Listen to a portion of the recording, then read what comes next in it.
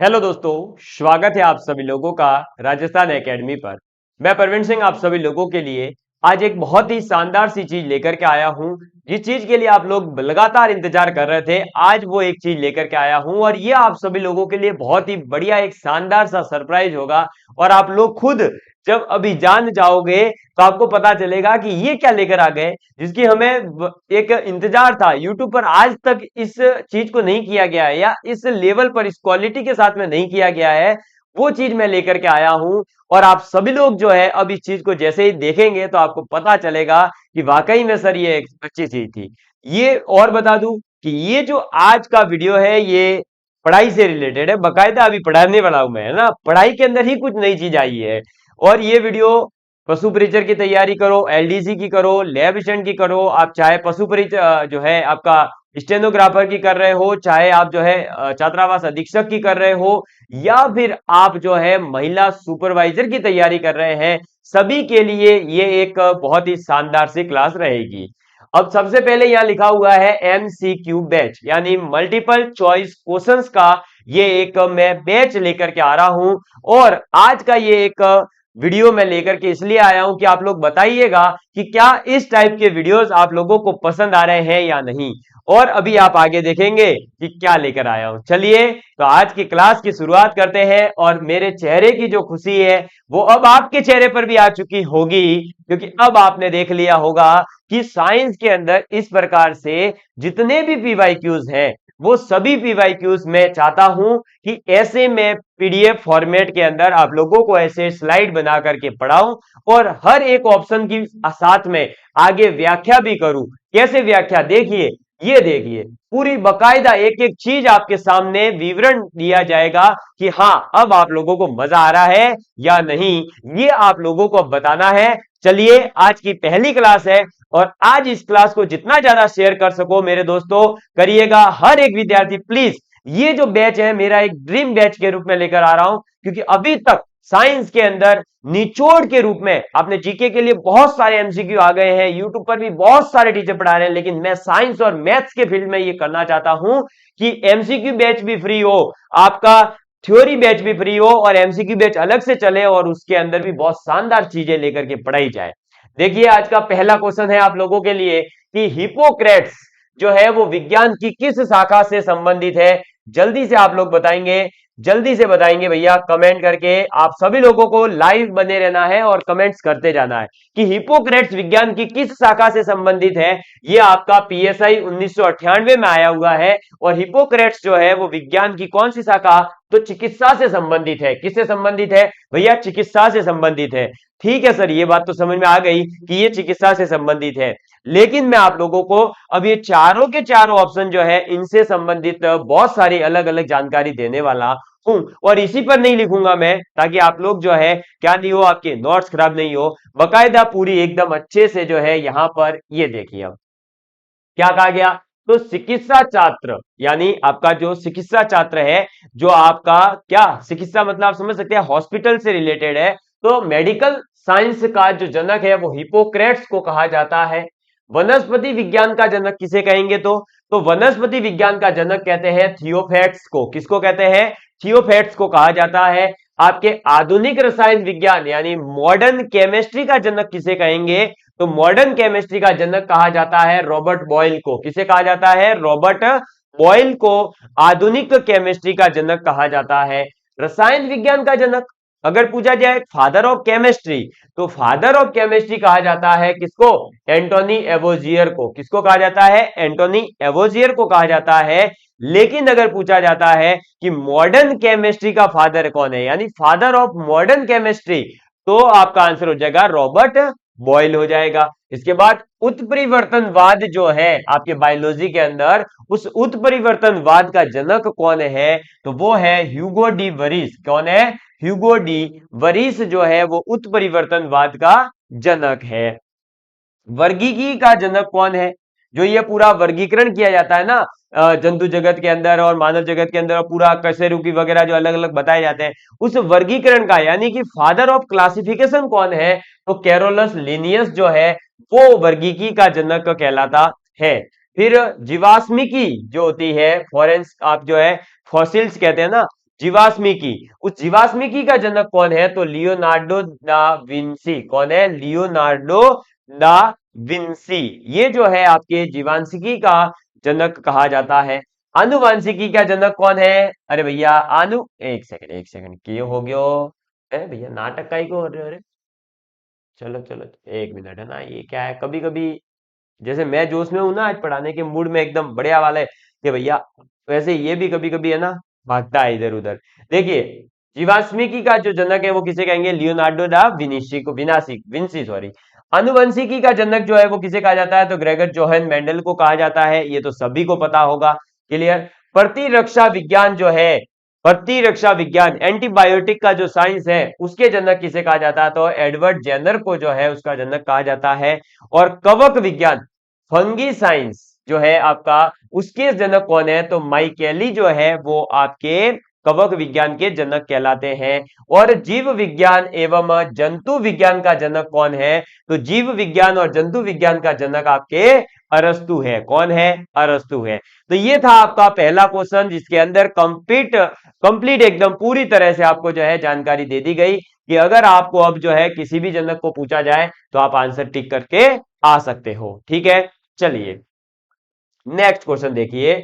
बहुत ही शानदार सा क्वेश्चन है कि समय मापक विज्ञान है। ये क्वेश्चन आपका आरएएस के अंदर आया हुआ है 1999 के अंदर, 1999 के अंदर आया हुआ है। हर एक क्वेश्चन जो आया हुआ होगा उसके यहां पर हम लिख करके लाएंगे कि ये भैया आया हुआ है, और जो हम खुद बनाएंगे उस टाइप का क्वेश्चन वो भी हम बताएंगे। तो समय मापक विज्ञान है, समय मापक विज्ञान क्या है?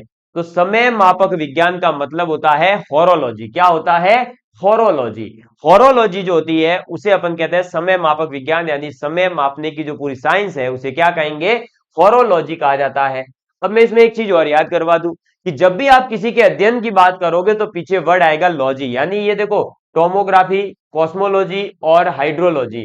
अब ये लॉजी लॉजी शब्द आए हैं, इसका मतलब ये फिक्स है कि ये भी किसी के अध्ययन को प्रदर्शित करते हैं। बिल्कुल, ये किसी के अध्ययन को बताते हैं। किसके अध्ययन को बताते हैं? तो ये देखिए व्याख्या के रूप में एकदम शानदार तरीके से। अब मजा आ रहा है, कोई लिखना भी नहीं और आप लोगों को समझ में भी आ जाएगा और आप लोगों को स्पष्ट दिखेगा भी। देखो, अगर बात करें होरोलॉजी की, तो होरोलॉजी जो है यह समय मापने से संबंधित विज्ञान है। क्या है? समय मापने से संबंधित विज्ञान को होरोलॉजी कहा जाता है। आपका कॉस्मोलॉजी क्या है? तो कॉस्मोलॉजी, कॉस्मो आपने नाम जो है सुना होगा, कॉस्मोस है ना, ये नाम सुना होगा, एक पब्लिकेशन भी है। और कॉस्मोलॉजी का मतलब होता है कि समस्त ब्रह्मांड की जो उत्पत्ति है, उसका विकास है, इसका विलोपन है, इन सभी का अगर हम क्रमबद्ध तरीके से एकदम सिस्टमेटिकली अध्ययन करते हैं तो उसे ही कहा जाता है कॉस्मोलॉजी। क्या कहा जाता है? कॉस्मोलॉजी कहा जाता है। तो होरोलॉजी का समय से संबंध है, कॉस्मोलॉजी का संबंध किससे है? तो आपके ब्रह्मांड से है या अंतरिक्ष से कह सकते हैं। फिर देखिए, ट्रोमोग्राफी का मतलब क्या है? तो ट्रोमोग्राफी का मतलब होता है बेसिकली मानव शरीर की जो आंतरिक संरचना है, internal structure of the human, जो इंसान है उस इंसान के आंतरिक संरचनाओं का अगर हम अध्ययन करते हैं, अवलोकन करते हैं, तो उसे कहा जाता है ट्रोमोग्राफी। इसीलिए आप लोगों ने ट्रोमा सेंटर नाम के हॉस्पिटल का नाम सुना होगा। अब उसका नाम ट्रोमा सेंटर क्यों रखा जाता है? क्योंकि ट्रोमोग्राफी का मतलब है मानव शरीर के आंतरिक संरचना का अवलोकन करना, और ट्रोमा यानी कि वहां पर जो है क्या होगा, आपके मानव शरीर का इलाज होगा। मानव शरीर की आंतरिक संरचना, हड्डी बड्डी टूट जाए तो उसका सेंटर है वहां पर सही करने का, इसीलिए उनका नाम होता है ट्रोमा सेंटर। फिर आ जाता है हाइड्रोलॉजी। हाइड्रोलॉजी जो है इसके अंदर अपन क्या करते हैं, तो पानी से होने वाले जो रोग हैं, उस पानी से होने वाले रोगों के चिकित्सा के बारे में अपन जो है अध्ययन करते हैं। किसके अंदर? हाइड्रोलॉजी के अंदर। समझ में आ गई बात? चलिए, तो अब मुझे उम्मीद है कि आप लोग दूसरा क्वेश्चन भी समझ गए होंगे। है मजा आ रहा है? अगर आप लोगों को ये पढ़ने में मजा आ रहा हो तो आप लोगों के लिए इसी बैच को जो है हम सोचेंगे कि आगे कंटिन्यू किया जाए या नहीं। आज तो केवल एक डेमो के रूप में मैं लेकर के आया हूं और मैं चेक करना चाह रहा था कि आप लोगों को ये पसंद आता है या नहीं। ठीक, चल देखिए नेक्स्ट क्वेश्चन आप लोगों के लिए है, बहुत ही शानदार सा क्वेश्चन है, आंसर देने का प्रयास करेंगे कि एपीकल्चर एक वैज्ञानिक विधि है। ठीक है, हाँ, एपीकल्चर क्या है? एक वैज्ञानिक विधि है जो उत्पादन से संबंधित है। किसके, अब एपीकल्चर किसके उत्पादन से संबंधित है, और ये भी आरएएस परी 1997 में भैया पूरे से पूरे आज तक साइंस के जहां जहां क्वेश्चन आए होंगे ना सब लेकर के आ जाऊंगा। अब देखो एपीकल्चर का एक वैज्ञानिक अध्ययन है, ये सभी को पता है, और इसका संबंध किससे है, एक मिनट है ना, क्या हो गया, कोई दिक्कत कट तो नहीं रहा, आवाज अगर अगर कहीं भी कट हो रही हो तो मुझे बता दिया करें ना अगली क्लास के अंदर, ताकि हम उसका ध्यान रखें, कई बार हो जाता है, ठीक। तो देखिए एपीकल्चर एक वैज्ञानिक विधि है जो उत्पादन किसके संबंधित है, तो शहद के उत्पादन से संबंधित है, जो शहद होता है उसके उत्पादन से संबंधित है। तो एपीकल्चर का संबंध किससे हो गया, शहद से हो गया। कब, रेशम का, सेब का, लाख का, इनका संबंध किससे है, अरे आगे देखो, ये रहा, ये देखिए एपीकल्चर का मतलब हो गया आपके सीधा सीधा मधुमक्खी पालन, सेरीकल्चर का मतलब हो गया रेशम का उत्पादन, पीसी कल्चर का मतलब हो गया मत्स्य उत्पादन यानी मछलियों का उत्पादन करना, मछलियों से संबंधित है। हॉर्टिकल्चर का मतलब हो गया आपके फलों की कृषि करना, फ्लोरिकल्चर का मतलब हो गया फूलों की कृषि करना, ओलिविकल्चर जो होता है उसका मतलब होता है जैतून की खेती करना, और विटिकल्चर जो होता है उसका मतलब होता है अंगूर की खेती। अंगूर आप लोगों को पता है अभी बहुत ज्यादा आ रहे हैं, हाँ हालांकि अंगूर जब भी खाएं तो आप धो करके खाइएगा, क्योंकि अभी अंगूरों के अंदर कई प्रकार की दवाइयां जो है मिलावट आ रही है, उसकी वजह से कई लोग बीमार भी हो रहे हैं, तो ये चीज से थोड़ा का बच के रहिएगा। लेकिन अगर हम बात करें अंगूरों की खेती की, तो अंगूरों की खेती को क्या कहेंगे, विटिकल्चर कहेंगे, ठीक है। हो गया याद, एक ही क्वेश्चन में देखो कितने सारे कवर हो गए, एपीकल्चर मधुमक्खी, सेरिकल्चर आपका किससे हो जाएगा, रेशम, आपका पीसीकल्चर मछली, हॉर्टिकल्चर फलों, फ्लोरिकल्चर फूलों, ओलिवी जैतून, और बीटी अंगूर की खेती। क्लियर, समझ में आ गई बात, अरे मजा आ रहा होगा है, आज तो सर बड़ा मजा आ रहा है एमसीक्यू करने का। तो चलो देखिए नेक्स्ट क्वेश्चन को लेकर के आया हूं कि एका कल्वर किससे रिलेटेड है, फ्लोरिकल्चर किससे रिलेटेड है, सेरिकल्चर और विटिकल्चर, और इधर आपके पास में ये सभी ऑप्शन भी दे दिए गए, और ये पीएसआई 1998 में आया। अब बताओ, जो लास्ट बार आरएएस के अंदर क्वेश्चन आया था 1997 में, फिर वो 98 के अंदर पीएसआई में पूछ लिया गया, तो अगर आप पीवाईक्यूज करके जाओगे तो आपको बेनिफिट होगा, मैं ये आपको दिखाना चाह रहा था। अभी तो आप आगे देखोगे कि जो पिछले पेपरों में से ही कितने क्वेश्चन वर्तमान के पेपरों में आ जाते हैं। अब बताइए इसमें क्या आंसर होगा, तो देखो वीटी कल्चर किससे संबंधित, देखो हमें जो पता है उसका देख लेते हैं, वीटी कल्चर का संबंध है अंगूर से, है ना, तो डी का आंसर होगा सेकंड, ठीक। चलो इसका मतलब ये देखो पहला ऑप्शन और तीसरा ऑप्शन कट हो गए, क्योंकि यहां पर डी का 1 1 दे रखा है, तो ये तो हो ही नहीं सकते, इधर दे रखे हैं डी का 2 2, यानी इनमें से कोई आंसर होगा। अब सेरिकल्चर, फ्लोरिकल्चर, अब बताइए भाई सेरिकल्चर का किससे संबंध है, सेरिकल्चर का संबंध है आपका रेशम से, किससे संबंध है सेरिकल्चर का, रेशम से, किससे संबंध है, रेशम से। जब सेरिकल्चर का रेशम से है तो आगे आप बताइए भैया किसका किससे होगा, है, देखिए अब आपका आ गया क्या, फ्लोरिकल्चर, और एक बचा है एकाकल्चर। ये एकाकल्चर है कि, एक सेकंड मैं चेक कर लेता हूं एकाकल्चर है कि क्या है, अच्छा ये एक्वा है, अच्छा ये एक्वा है भैया ना, इसको एक्वा कल्चर वही सोचूं मैं कि ये क्या हो, ये इधर जो है आप एक्वा कर लीजिए, क्या करेंगे, एक्वा, ठीक। देखिए अब तो फ्लोरिकल्चर का किससे संबंध है, तो फ्लोरिकल्चर का जो संबंध है वो बताएंगे भैया किससे है, फटाफट बताएंगे फटाफट बताएंगे फटाफट बताएंगे, मैं देख रहा हूं कमेंट किसके किसके, हाँ बताइए बताइए बताइए, फ्लोरिकल्चर का संबंध किससे है, तो फ्लोरिकल्चर सभी को पता है, अरे अभी ये जस्ट पीछे आया था फूलों से यानी पुष्प से, और अब एक्वाकल्चर बचा वो किससे संबंधित हो जाएगा आपके, मछली से, है ना, उसी को आप पीसी कल्चर भी कहते हैं। कब मिक्स करेंगे, चलो ए का आंसर होगा फोर्थ, ए का आंसर होगा फोर्थ, जो केवल चौथे ऑप्शन में दिख गया आंसर, भाई पहला और तीसरा ऑप्शन कट हो चुके थे, दूसरा और चौथा बचा था, ठीक है, चौथे ऑप्शन में दिख गया कि ए का आंसर चौथे से मिक्स है, बस तो यही हो गया, ये बी वाला ऑप्शन हो ही नहीं सकता था, ठीक है। तो अब आप याद रखना कि एक्वा कल्चर का है चाहे पीसी कल्चर का है, मत्स्य है, फ्लोरिकल्चर पुष्प है, सेरिकल्चर रेशम है, विटिकल्चर अंगूर है, ठीक। चलो तो ये देखिए पीएसआई में आया हुआ है। अब नेक्स्ट क्वेश्चन आ जाता है आपके पास में कि जो पेडोलॉजी है उस पेडोलॉजी निम्न में से वैज्ञानिक अध्ययन है किसका, बताइए पेडोलॉजी जो है वो किसका अध्ययन कहलाता है, तो पेडोलॉजी जो है वो आपका अध्ययन कहलाता है किसका, जल्दी से कमेंट करके बताइए, मैं देख रहा हूं आपके कमेंट्स। बिल्कुल, है ना, बहुत ही किसी ने किया तो सही कि पेडोलॉजी जो है वो मिट्टी के अध्ययन से संबंधित है। किससे संबंधित है? मिट्टी के अध्ययन से संबंधित है। मिट्टी यानी मृदा भी आप कह सकते हो, या इंग्लिश में अगर कहें तो सॉइल, ठीक है। और ये देखिए RAS 1999 के अंदर ही आया हुआ है। तो पेडोलॉजी जो है वो मिट्टी से संबंधित है। देखेंगे आगे, तो देखिए पेडालॉजी जो है वो मिट्टी का अध्ययन कहलाता है। पोमोलॉजी जो है वो फलों के अध्ययन से संबंधित है। पैरालॉजी जो है वो स्पंजों का अध्ययन है। और पोलेनोलॉजी जो है वो पराग कणों का अध्ययन कहलाता है। तो चार याद हो जाए। देखिए कौन कौन सा? पेडोलॉजी मिट्टी का अध्ययन, पोमोलॉजी फलों के अध्ययन से संबंधित है, पैरालॉजी स्पंजों का अध्ययन है, और पोलेनोलॉजी जो है वो पराग कणों के अध्ययन से संबंधित है। क्लियर? समझ में आ गई बात? याद रखिएगा, ठीक है। चलो आगे बढ़ते हैं नेक्स्ट क्वेश्चन की और। तो नेक्स्ट क्वेश्चन आपके सामने ये लीजिए आ गया, संवेग का एसआई मात्रक। और संवेग का जो एसआई मात्रक है, ये क्वेश्चन तो अभी भी आया हुआ है, अभी आया है रिसेंट कुछ एग्जाम्स के अंदर, ठीक है। और जबकि अच्छा ये रिसेंट का ही पेपर भी है, स्कूल व्याख्याता 2020 के अंदर आया हुआ ये क्वेश्चन है, संवेग का मात्रक बताइए। और हमारी संवेग का मात्रक से पहले बता दूं कि फर्स्ट ग्रेड साइंस और मैथ्स और रीजनिंग तीनों की कंबाइंड एक बुक भी आ रही है बहुत जल्दी, है ना। तो उसके अंदर मैंने ये क्वेश्चन इंक्लूड किया है। तो संवेग का एसआई जो मात्रक होता है, उससे पहले हम ये जाने कि संवेग का मतलब क्या होता है। तो संवेग को हम जो है P से रिप्रेजेंट करते हैं, और P बराबर होता है mv। क्या होता है? P बराबर mv। क्लियर? तो किसी भी वस्तु का द्रव्यमान और उसके वेग का गुणनफल क्या कहलाता है? उस वस्तु का संवेग कहलाता है। P बराबर mv है। अब P जो है यहां पर क्या है? संवेग है। ये चीजें नोट डाउन करते हुए चलिएगा। और m क्या है? द्रव्यमान है।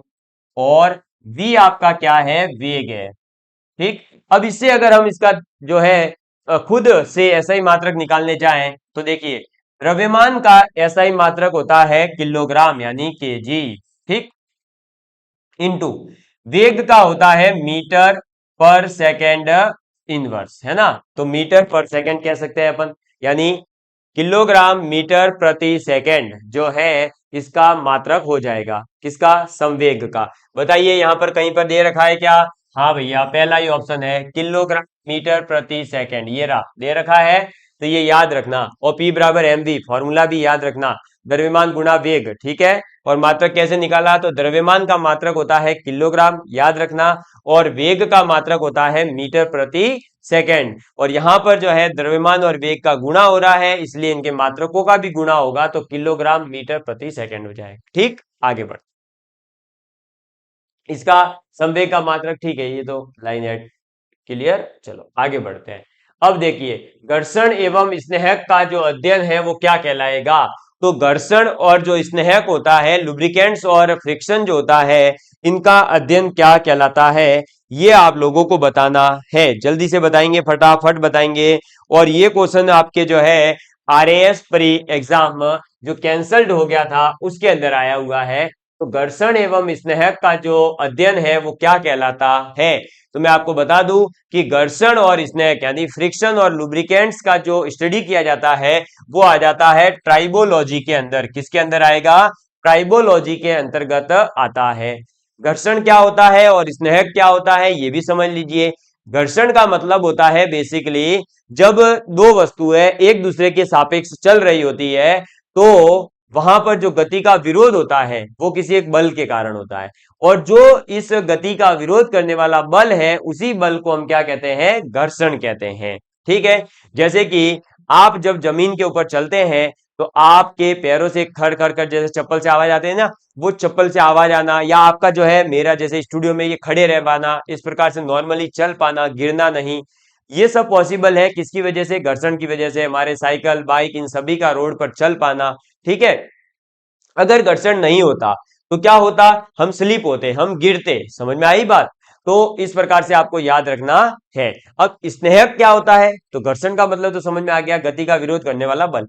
स्नेहक क्या होता है? तो स्नेहक जो होता है वो बेसिकली क्या होता है कि इस घर्षण बल को जो है कम करने का कार्य करता है। इसी वजह से हमारी जो साइकिल की चेन है, बाइक की चेन है, उनके अंदर हम क्या करते हैं, ऑयल डलवाते रहते हैं, लगातार ग्रीस डलवाते रहते हैं, या पंखे हैं, मोटर है, उनके अंदर भी अपन ग्रीस लगवाते रहते हैं, जो बेयरिंग होता है उसमें ग्रीस लगाते रहते हैं। क्यों?